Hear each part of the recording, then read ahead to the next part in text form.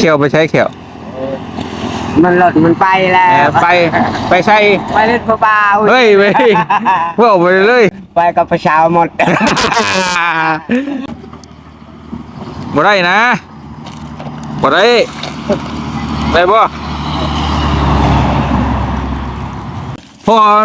บืนจะบ่ขึ้นยังบ่ช่วยกันทำแขนก้นนั่นล่ะโหนี่เอาเสื้อนี่เอาไว้ใส่เอาเอาลูกเอาคิดตลาดภาคไทยยังอยากเก็บยาไทยโดยคนนั้นจูดเลยจวดเอาเข่ามาขึ้นเอาเข่าไปชี้ให้นะเอาเชื่อบ่เชื่อบ่เข่าที่ให้เบรกไปเมื่อนั้นเอาไปชี้มาให้เอาไปชี้มาให้อยู่บ้านเจ้าชี้ได้เต็มสอบช่ำนี่บ่เขาเปลือกสอบหนึ่งบ่ฮอดบ่พูดหลังจะสิฮักวังเด้ออู้หูยไว้พ่อไหนตั้งพ่อหน่อยนี่เด้อเพิ่นอยู่ตั้งฝั่งใต้เด้อซอยทางพอเด้อที่สุดซอยน้องน้ำขอให้ดีแห้งขอให้ร่ำขอให้รวยพัฒนาสิ่งใดก็ให้ได้สิ่งนั้นไปใส่นี่ไปปั่นกันใส่มันถือกี่ฝุ่นปั่นกันเด้อทีมงาน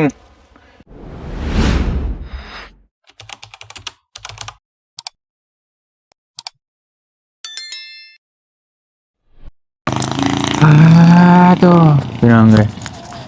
เอาพากันนั่งพิงไพ่ชุ่มเยอะบาทนี่โอ้ยเนาะกับทักทายสบายดีพ่อแม่พี่น้องเบอร์สุขุสู่คนพี่น้องเลยว่าอยู่ในและก็ต่างประเทศเนาะพี่น้องเนาะยินดีต้อนรับเข้าสู่ซ่องบ่อเตียงทองชาแนลคือเก่าพี่น้องเลยมื้อนี้บ่อเตียงก็มาอยู่บ้านสกีพีนเนาะเมืองเชปูนแขวงสวรรณเขตคือเก่าพี่น้องเลยเนาะมาหาทางพ่อใหญ่แขววองสบายดีพ่อโตลงมาพี่มาพี่เกือบก็บ่ใช่น่ะบ่มีเกือบเอาลงมาเขียวไปใช้แต่เขียวบรินผู้สาวบ่สบายดีเด้อสบายดีเขียวไปใช้เขียวมันหลดมันไปแล้วไ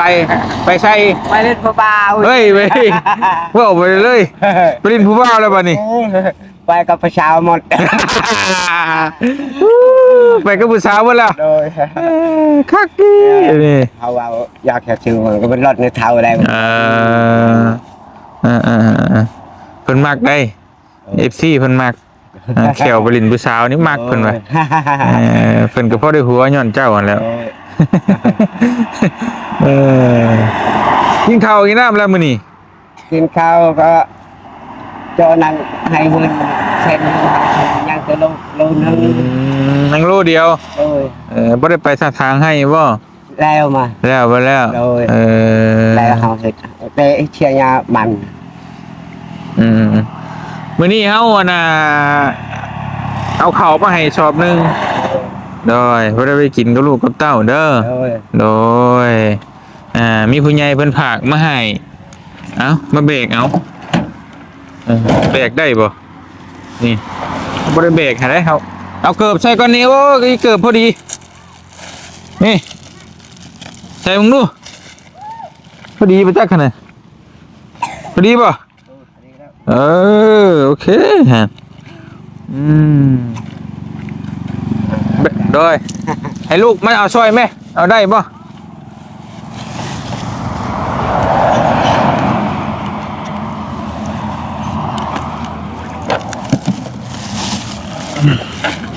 เบรกผู้เดียวบ่ได้บ่ได้นะบ่ได้บ่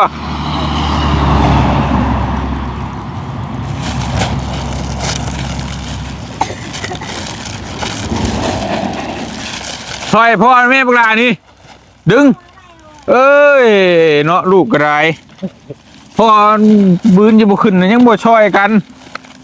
เฮ้ยทำแขนก้นนั่นล่ะ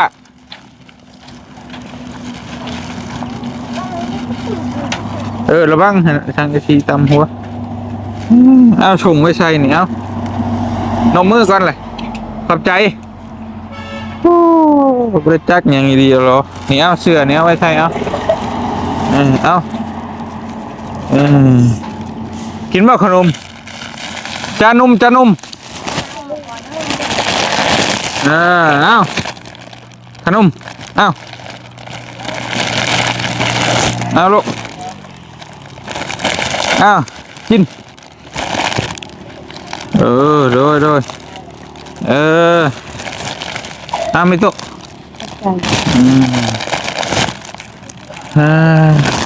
เป็นร้านเนี่ยเอาไปฝากร้านไปเอ้ากินเจ้าวันนี้พวกลาหนาวบอกว่าได้ไปทางใดนั่งลงตะกู้หนาวอยู่เพื่อนนี่ปิ้งไข่ ปิ้งไผ่โอ้ดีปิ้งไผ่เราไปว่าปิ้งไข่ปิ้งไผ่ก็ว่าปิ้งไผ่ละบาดนี้โอ้แต่ลกมันจะเขียวเพิ่นเขียวบรินเช้าเมื่อเขียวเมียเลยนั่งด้วยเนี่ยกับเอาไปเฮ็ดเวียกเฮ็ดงานในนี้แล้วยิงเขียวด้วยนี่เขียวบดินเช้านี่เขียวบดินเบ้านี่เขียวโอ้ยเนาะโธ่สุดคอมมึนเนาะเอาอันนี้มีแต่ข้าวนี่กินได้หึงตัวบ่ได้บ่เดือนนึงซ้ำนี่หมดเดือนนึงนี่แหละเป็นผู้ใหญ่ใจบุญเพิ่นฝากมาให้เพิ่นซื้อพี่น้อยเด้อพร้อมเพื่อนหรือว่าพ่อน้อยก็ได้ฝากความมกขอบใจเพิ่นแน่ให้เพิ่นดูดีมีแห้งดอกมือโดยไปตลาดไทยไปเมืองนั้นดีๆอย่าลูกมันมือเอาดีๆเอาดีๆเอาไหมตลาดไทยยังอยากเก็บยาไทยโดยคนนั้นจูนเด้อโดยโอ้ยพ่นแบบภาษาเจ้าดูภาษาเจ้านะภาษาลาวภาษาลาวทึงว่าแบบลาวทึงลองเบิ่งลองบ้านชวนจอยติจอยอีรบบุยมาไปตลาดไทยโอเคอยู่ดีมีแห้งเห็นลำเห็นรวยอ่อนลำมันรวยไปสาวไปก่อนเด้อวันนี้เด้อพากันหนึ่งกินเด้อโดยไปพี่น้องเลยไปต่อไป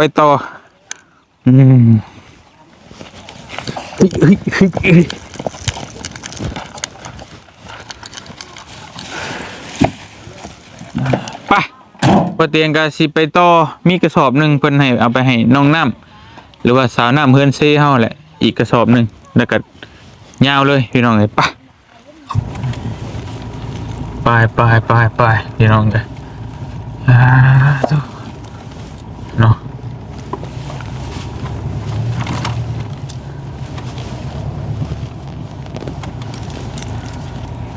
โอเคไปหดแล้วเพื่อนสาวน้ำไปพี่น้องเลยโอ้ยสบายดีนะช่างเด้อเถอะโอ้หนาวบ่หนาวขี้นี่นอนแถววะพอได้ย่อมแล้วเขาเฮ็ดน้ำบ่ได้เลยเนี่ยนี่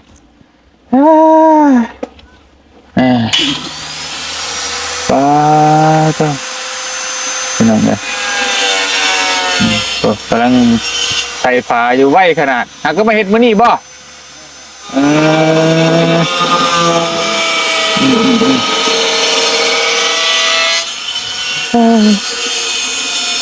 จวด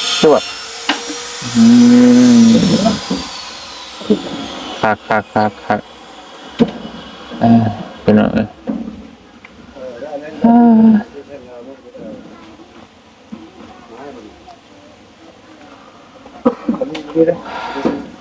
ปเดี๋ยวไปเตียงมาหาน้องน้ำก่อนเห็นยังอยู่เด้เนาะนึ่งข้าวอีกเลยนึ่งแต่ข้าวเอ้ยมายำไรกันนึ่งแต่ข้าวสบายดีเนาะพี่น้องเนี่ยสุกแล้วบ่มื้อนี้คือนึ่งแต่เว้นแท้โอ้2 ชั้น 3 ชั้นอ๋อฮ้อนเลยพี่น้องเนี่ยนึ่งข้าวกินแรงบ่ได้ยังกินแรงมื้อนี้ กินไข่ กินไข่ กระป๋อง เพิ่นมาเฮ็ดมื้อนี้บ่ช่าง โดย เด้อฝาหนึงก็ไว้เถอะมื้อหนึงเป็นจังไดต้องเป็นหนาวเนาะอาบน้ำอย่างย่อยคือคนบ่หนาวบ่หยังเลยแน่นอนขนาดน้องก็อาบได้อยู่บ่ อาบได้อยู่ อาบได้อยู่ โดย ไม่อาบบ่ได้แล้วยอมแล้วหนาวเช่นไว้ก่อนละมันร้อนจังอาบ เอาดีๆเลยเส้นไว้ก่อนพี่น้องเอ้ยสร้างเพิ่นนอนพี่ได้บ่น้องเดี๋ยวว่าเพิ่นกลับบ่ ครับ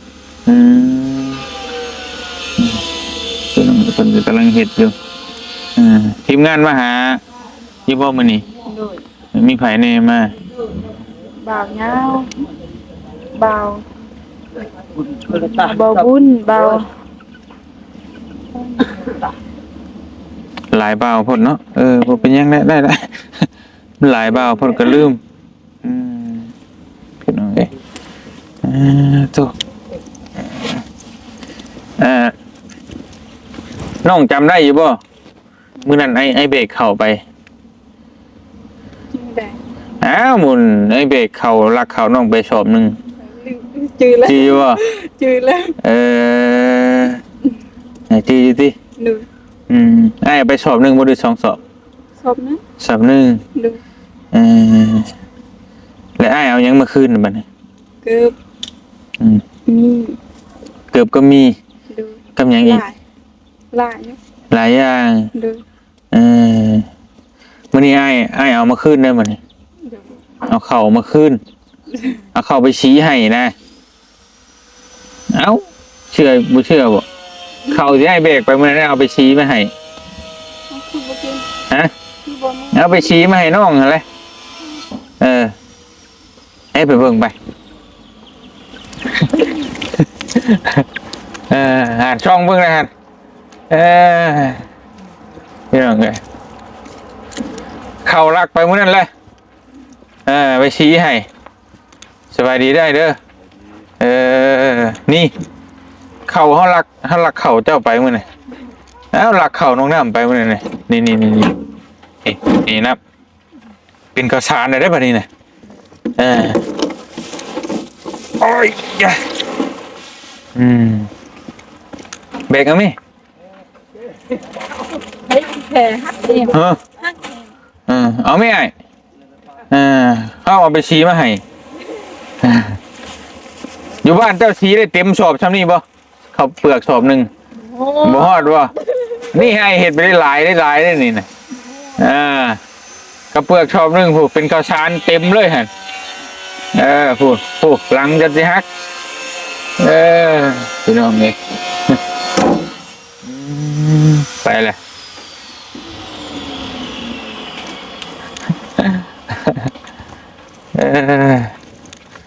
ไปบอมๆเลยไว้กระท่อมน้อยฮะแหละ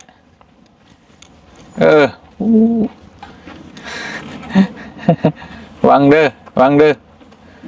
ออู้หูยฮักลงหันมันภาค2อยู่แล้วเจ้าเกือบเมื่อกี้นี่พี่น้องเลยเห็นว่าไอ้ไปเสกมาให้โอ้เอามาให้ไอ้อีกแม่จะไปเสกให้อีกนั่นแหละเอาบ่คนละไม่ได้หลายเนาะข้าวเปลือกนี่ปกตินี่ไปสีมันต้องได้น้อยแต่นี่ได้หลายกว่าเก่าอีกแปลกว่าน้องวะ มีความสามารถเฮ็ดได้ไรเอ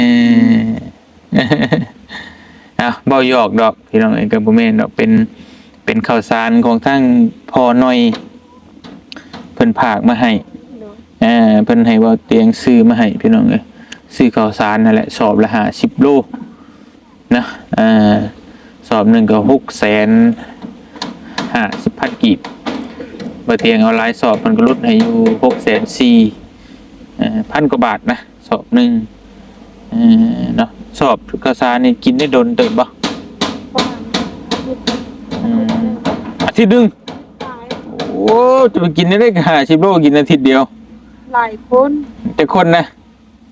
เดือนค่อย10 คนแม่นได้สิโอ้ตมาในมื้อจักโลสมมุติว่าหม้อนี่เต็มบ่มานี่เต็มหมดนี่ประมาณ5 โลเลยพี่น้องมันก็10 มื้อมีคนละว่าได้เนาะ10 มื้อ50 โลยังหลายพอมาเบิดโอ้คือบ่เห็นสิตุ้ยสิพี่คั่นน่ะคือจะจ้อยนึงพอได้กินได้น้องค่อยน้องกินหลาย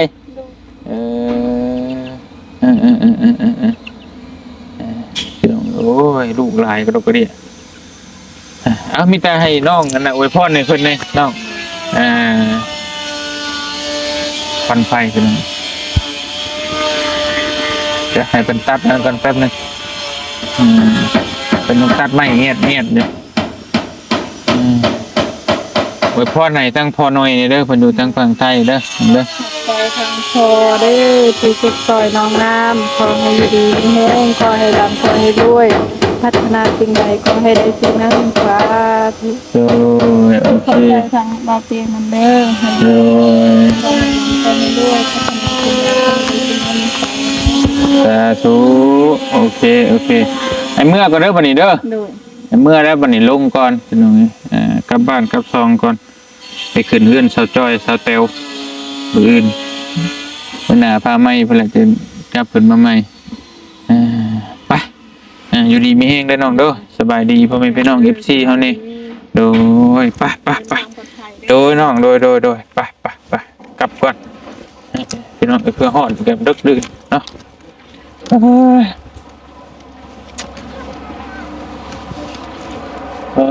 ตัวพี่น้องเลยไปกลับก่อนเด้อมานี่เด้อเอาส่งนี่ไปให้เพิ่นใส่กันเอาไงไปใส่นี่ไปปั่นกันใส่มันถือกี่ฝุ่นปั่นกันเด้อทีมงานพี่น้องเลยโอ้ใส่แล้วช่างอันน่ะจะเห็นอยู่ว่าเฮือนน้องวินี่อยู่บ้านแก่งจองจักอยู่บ่ฮะเก้าเสานะแม่นี่สมมติว่าซ้ำนั่นน่ะเท่าไรจะเห็นเฮือนน้องวินะจักอยู่หรอบ้านเฮือนเอ็ดน่ะซ้ำแต่เฮือนเบาเอ็ดน่ะจักเสาน่ะเท่าไรจะเจ้าเห็น